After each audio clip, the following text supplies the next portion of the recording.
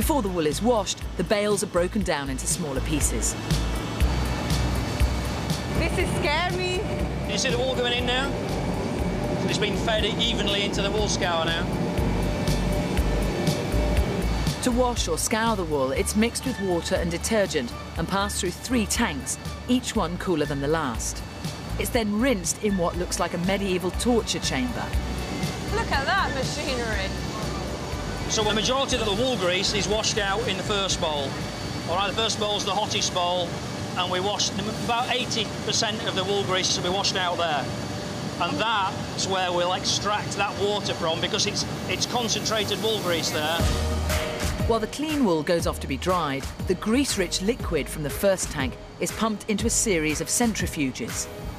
These spin it at high speeds to separate the grease from the water and any dirt. These are the centrifuges, and we're producing what we know as anhydrous wool grease. Yeah, you can see how clear it is now. It's drying already, yeah? Yeah. Oh, that's really sticky. Yeah. That's like earwax. Yeah. Well, it is, as we said earlier, it officially is a wax. This isn't lanolin yet.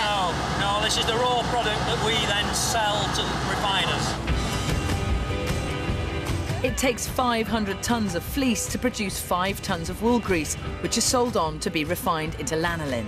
So when you see lanolin on a label, it means that a version of this oily brown grease with all the dirt and impurities removed is in the product. But just what is it doing there, and why is it used in such a wide range of stuff? To find out, it's time for my very own Blue Peter moment, as the girls and I make a moisturiser from scratch.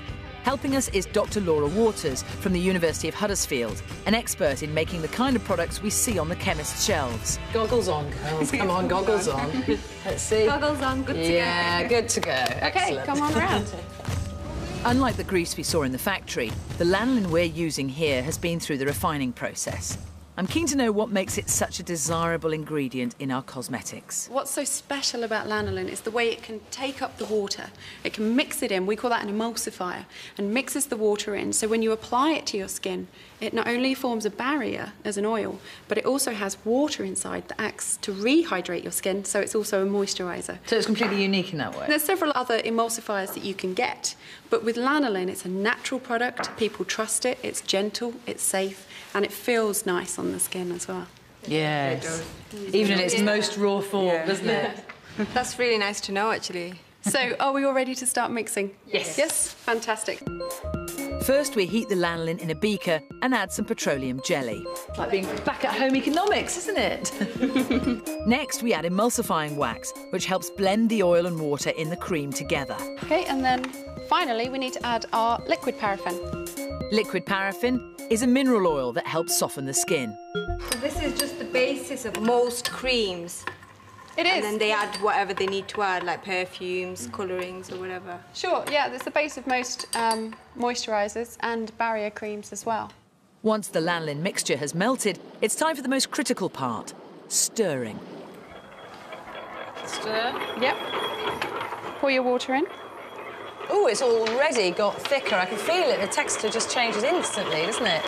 Now the moment of truth. Have our homemade moisturisers made the grade?